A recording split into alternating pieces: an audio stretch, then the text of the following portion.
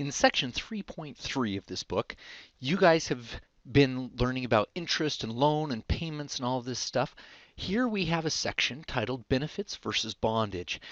And though the numbers will be different in your individual situations, the principles of debt being compared to bondage versus the benefits that could be happened by saving for a rainy day are so important, we decided to create this tutorial to make sure you would have the principles behind you to make wise, prudent, provident decisions about loans that you take out.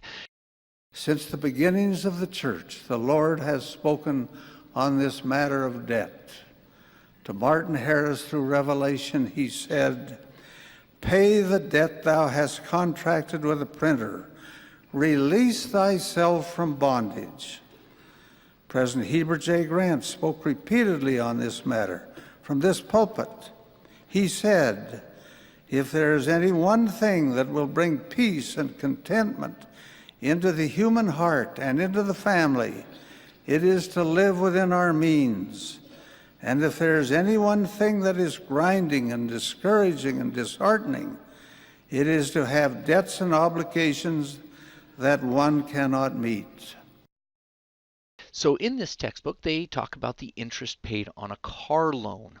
So let's go through this example using Excel and making sure we can do this. So it's calculating the amount of interest you would pay on a 4-year loan, and this could be a student loan, a home loan, a car, or any consumer kind of loan that you might be considering getting. And let's go through this example. So it says here, and it has all this stuff, and you're going to end up paying about $350. Now the numbers might be a little bit off, but let's work through it piece at a time. Here I've created a little chart that here's the benefit and the bondage one. So let's go through the debt. Now remember how we do this one. Equals right here. We want to find out the payment on something that has this interest rate. Now remember that's got to be divided by 12 for these monthly payments. And the number of periods is right down here. We've got 48 and the principal value is right up here. And then the future value is going to be a 0, which is right here. And then go ahead and close it out, enter. And there's our $350 payment. Now, what it says here, when we talk about this, that the total payment, so we're going to figure out actually how much interest we have paid. So here's how we do that. You'll notice right down here I have a row that says total paid. If we take this equaling the payment amount that we have times by the actual number of payments. Notice that we end up paying $16,909 where we took out the loan for $15,000. This is because the interest has been growing against us. We've made payments, but the money has been growing as we've been trying to pay it down. President J. Reuben Clark, Jr., in the priesthood meeting of the conference in 1938, said from this pulpit, "Once in debt, interest is your companion every minute of the day and night. You cannot shun it or slip away from it. You cannot dismiss it. It yields neither to entreaties, demands, or orders. And whenever you get in its way or cross its course or fail to meet its demands, it crushes you." I recognize that it may be necessary to borrow to get a home, of course, but let us buy a home that we can afford.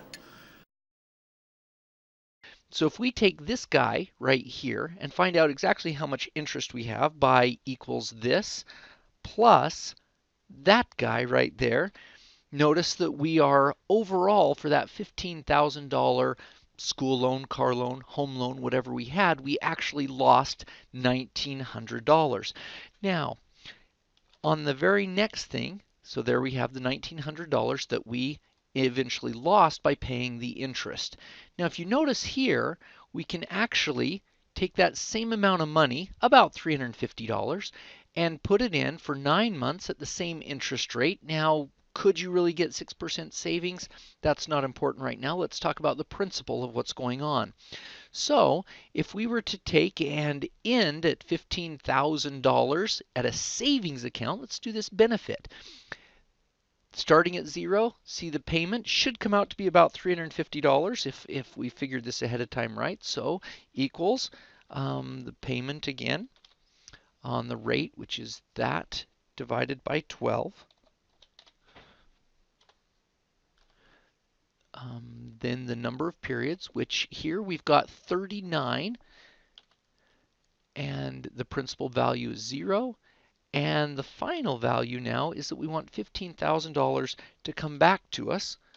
And you'll notice it's right around that $350. Now, this had been figured ahead of time. Notice that we're about 9 months shorter with the same amount of payments growing at an interest rate. Now, the interest rate might be smaller or larger, especially on a credit card debt. Ooh, that number's really big.